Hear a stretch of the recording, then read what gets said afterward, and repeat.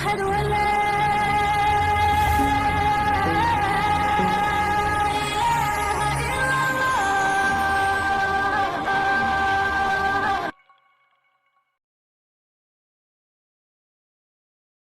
السلام علیکم ورحمۃ اللہ وبرکاتہ۔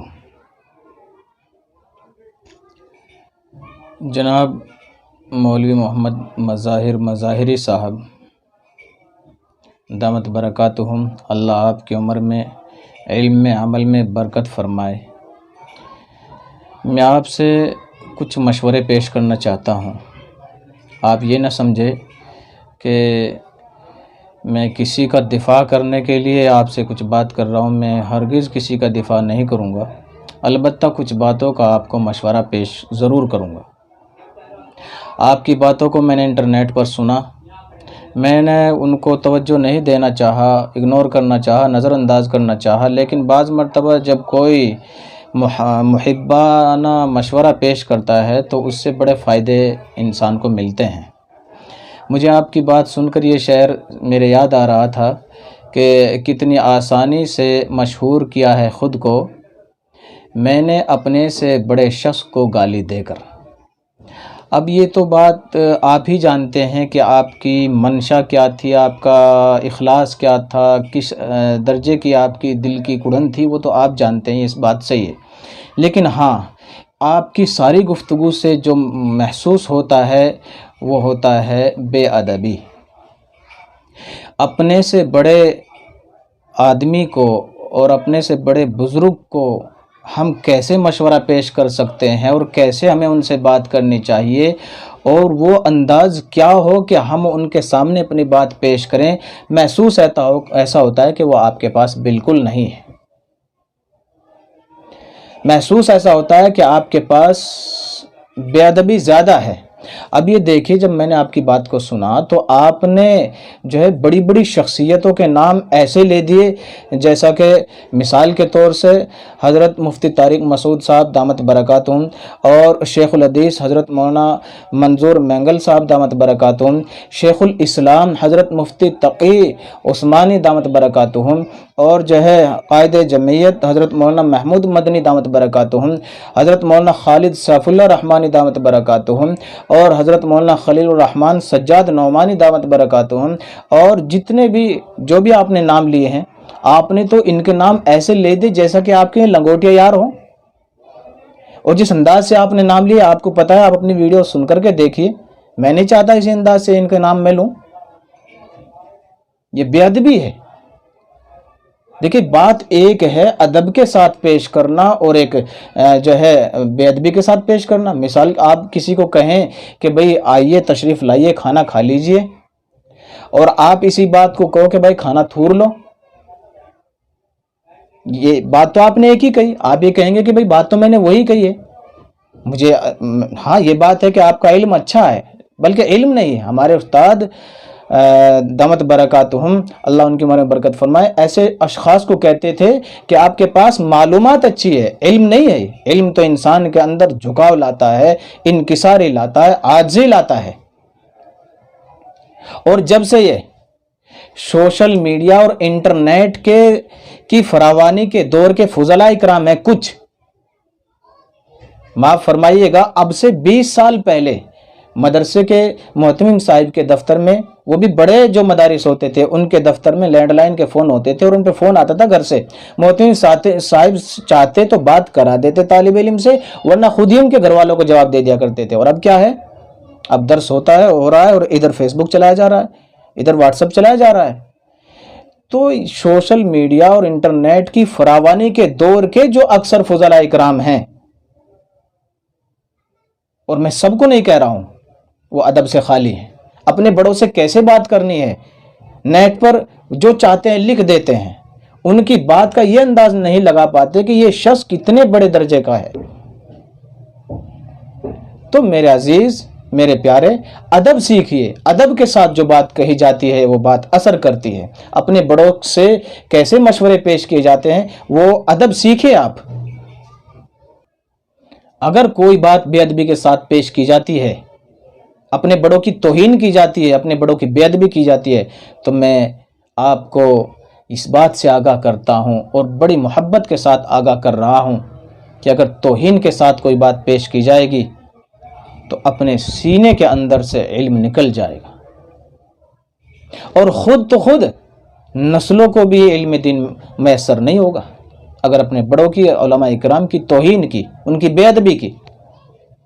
خود تو اپنے اندر سے نکل ہی جائے گا، نسلوں کو بھی میسر نہیں ہوگا علم۔ یاد رکھنے کی بات ہے یہ، بے ادبی اتنی بری چیز ہے۔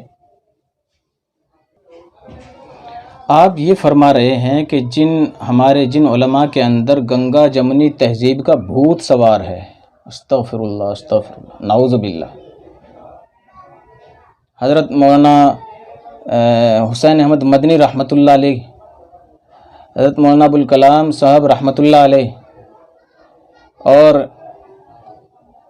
حضرت مولانا محمود، حضرت مولانا اسعد مدنی رحمۃ اللہ علیہ، اور بڑے بڑے اکابر جنہوں نے اس ملک کو بچایا اور بنایا، اور یہ چاہا کہ ہندو مسلمان سب ساتھ مل کر کے رہے، ان کے اوپر گنگا جمنی تہذیب کا بھوت سوار ہے۔ آپ سوچئے تھوڑی سی دیر بیٹھ کر کے ان جملوں کو۔ آپ نے یہ فرمایا کہ آپ کی نرماٹ سے یہ لوگ ہولیاں کھیلیں گے، اس طرح کی باتیں آپ نے کہی ہیں، تو میں آپ سے بتا دوں کہ اب تو مسلمانوں کا ہولی کھیلنا اور کفریہ اعمال کرنا یہ سمجھیے کہ کسی درجے تک ختم ہو گیا ہے۔ میں آپ کو آج سے 25 سال پہلی بات کا بتا رہا ہوں، جب کہ آپ کی پیدائش بھی نہیں ہوئی تھی۔ میرے والد محترم نے الحمدللہ تقریباً 58 سال امامت کی ہے۔ میرے والد محترم بیٹھے ہوئے تو ایک شخص جو ہے وہ آٹے کا چون کا پیڑا لے کر کے آیا۔ وہ شخص وہ تھا کہ جو نماز کی لائن پہ لگ گیا تھا۔ اس نے کہا کہ جی حضرت اس کو پڑھ دیجئے، میری گائے جو ہے وہ دودھ نہیں دے رہی ہے۔ اور اس نے کہا کہ جی میں آپ کے پاس پڑھوانے کے لیے لایا ہوں، اگرچہ میرے گھر والے یہ کہہ رہے تھے کہ بھائی آج پیر پہ چڑھاوا نہیں چڑھایا اس لیے گائے روس گئی اور گائے دودھ نہیں دے رہی ہے۔ آج سے 25 سال پہلے کے حالات یہ تھے جناب۔ آپ یہ کہہ رہے ہیں یہ ہولی منانا، دیوالی منانا اور کفریہ کام کرنا تو بہت سارے نکل گئے مسلمانوں میں سے الحمدللہ، اور بہت سارے میں بتا سکتا ہوں اس لیے، اور میں آپ کو بہت مختصر بات بتانا چاہ رہا ہوں، میں بات بہت لمبی نہیں بتانی چاہ رہا، جو مسلمانوں کے اندر تھے اور ہم نے خود اپنی آنکھوں سے دیکھے ہیں اور آج وہ نکل گئے۔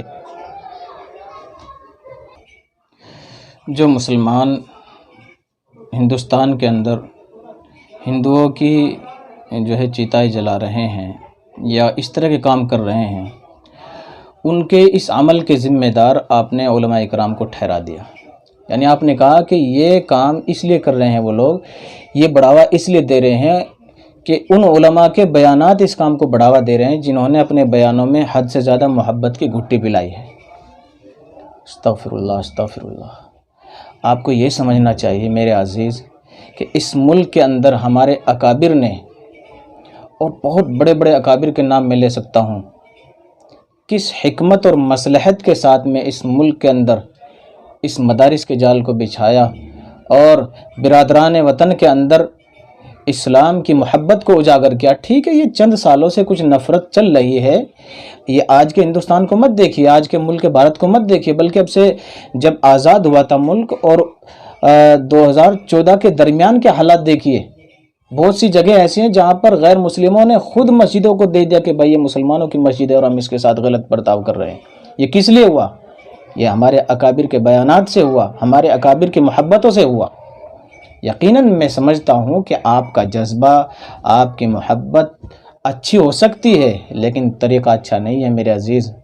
طریقہ بے ادبی والا ہے، ادب والا نہیں ہے۔ یہ ملک سیکولر ہے، یہاں چاروں طرف ہمارے جو ہے غیر مسلم بھائی ہے، ان کے ساتھ حکمت و مصلحت کے ساتھ ہمارے اکابر نے کام کیا ہے، کام کرنا سکھایا ہے، بتایا ہے۔ اور آپ کہہ رہے ہیں کہ ان علماء کے بیانات سے جو ہے یہ کفریہ اعمال پھیل رہے ہیں۔ استغفر اللہ استغفر اللہ۔ آپ کو یہ سوچنا ہوگا۔ ٹھیک ہے آپ کی باتیں، لیکن صرف ایک ہی چیز نہیں ہے۔ حکمت کیا چیز ہوتی ہے؟ قرآن کریم میں حکمت بھی موجود ہے۔ آپ نے کہا کہ مولانا طارق جمیل کو کہ آپ کے بیان سے اگر لوگ سدھر رہے ہیں تو بگڑ بھی رہے ہیں۔ حالانکہ میں اس میں مولانا طارق جمیل کا یا کسی کا دفاع نہیں کرنا چاہ رہا ہوں، لیکن میں اتنا کہنا چاہتا ہوں آپ سے کہ کسی بھی عالم کے بیان سے نہ کوئی بگڑتا ہے نہ گمراہ ہوتا ہے۔ لوگ خود گمراہی پہ چلتے ہیں، خود بگڑتے ہیں۔ علماء کے بیانات سے کوئی بگڑتا نہیں ہے، کوئی گمراہی کی طرف نہیں جاتا ہرگز بھی۔ یہ آپ کو بات سمجھنی ہوگی۔ اگر کسی نے بات سمجھی نہیں اور وہ غلط کرنے لگا تو اس کا آپ ذمہ دار علماء کرام کو نہ ٹھہرائیں بالکل بھی۔ آخر میں بہت ہی محبت کے ساتھ میں آپ کو یہ مشورہ شروع والا ہی پیش کرتا ہوں کہ ادب بہت بڑی چیز ہے۔ ادب انسان کو اعلیٰ اور بلند مرتبے پہ لے جاتی ہے۔ ادب ہی سے انسان ہے۔ ادب نہ سیکھے جو وہ حیوان ہے۔ اور سچ کہا کسی نے کہ بے ادب بے نصیب اور با ادب با نصیب۔ بے ادبی اور گستاخی سے آپ نے دیکھا ہوگا زمانے میں، یقیناً آپ کی عمر ابھی چھوٹی ہے، تجربہ بھی کم ہے، ابھی ایک طرف کی باتیں آپ کے سامنے ہیں، ابھی دنیا کے مناظر، دنیا کے حالات اور ان کے اندر کو آپ نہیں نکلے۔ جب آپ ان ساری چیزوں میں نکل جائیں گے تو پھر آپ حکمت اور مصلحت ساری چیزوں کو سمجھ جائیں گے۔ ہمارے اکابر نے اس ملک میں کیسے کیسے کام کیا ہے، تواریخ کا آپ مطالعہ کریں۔ اگر اسی روش پر آپ چلتے رہیں تو آپ میری یہ بات لکھ لیں، نوٹ کر لیں کہ میرے عزیز، بے ادبی سے انسان کے اندر سے علم نکل جاتا ہے اور پھر وہ یہی سمجھنے لگتا ہے، جیسا کہ آپ نے کہا کہ جن بزرگوں کے آپ نے نام لیے ایسے ہی نام لیجیے کہ پھر ہمارے جیسوں کو آنا پڑے گا، تو کیا ہوگا؟ پھر وہی ہوگا جو آپ نے ایک ندوی صاحب کا حال دیکھ لیا ہوگا، اور بہت سارے جو ہے تواریخ کے اندر نام آپ پڑھ سکتے ہیں کہ جنہوں نے بے ادبی کی، بڑوں کے شان میں گستاخیاں کی، وہ جو ہے سب کچھ ان کا نکل گیا، کافور ہو گیا اور پھر وہ اکیلے کھڑے رہ گئے۔ میں جہاں تک سمجھاؤں آپ کی بات کو کہ مجھے بے ادبی محسوس ہوئی ہے، گستاخی محسوس کی، حقیقی بات کو آپ ہی جانتے ہیں، لیکن آپ کے الفاظوں سے، آپ کی باتوں سے، آپ کے انداز سے یقیناً بے ادبی ظاہر ہوتی ہے۔ اس لیے اپنے بڑوں سے ہمیں کیسے بات کرنی، ان کے پاس اپنا پیغام کیسے پہنچانا، ایسی بات نہیں ہے۔ ہم نے مظاہر العلوم کے جو مفتی ہیں، اور غالباً وہ صدر مفتی ہیں، جو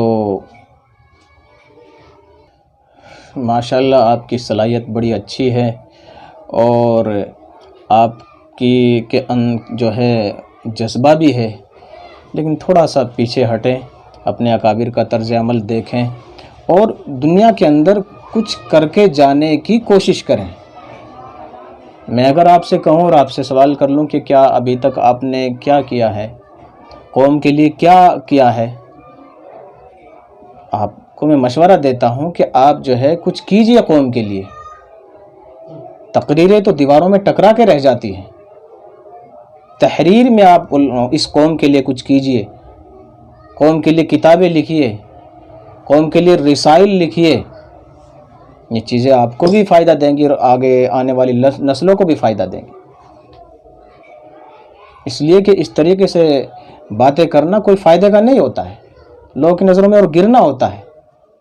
اس لیے آپ جو ہے، وہ کسی نے کہا نا کہ شکوائے ظلمت شب سے کہیں بہتر تھا اپنے حصے کی کوئی شمع جلاتے جاتے۔ تو اس لیے میرے عزیز، اپنے حصے کا کوئی کارنامہ ایسا کر کے جائیے کہ ہم دنیا سے چلے جائیں اور قبر میں جو ہے سکون کے ساتھ سوتے رہیں، اور دنیا کے اندر وہ کام جاری رہے اور آنے والی نسلیں اس سے فائدہ حاصل کرتے رہیں۔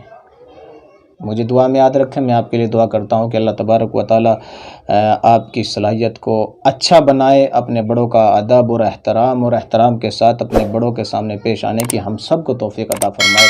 وآخر دعوانا الحمدللہ رب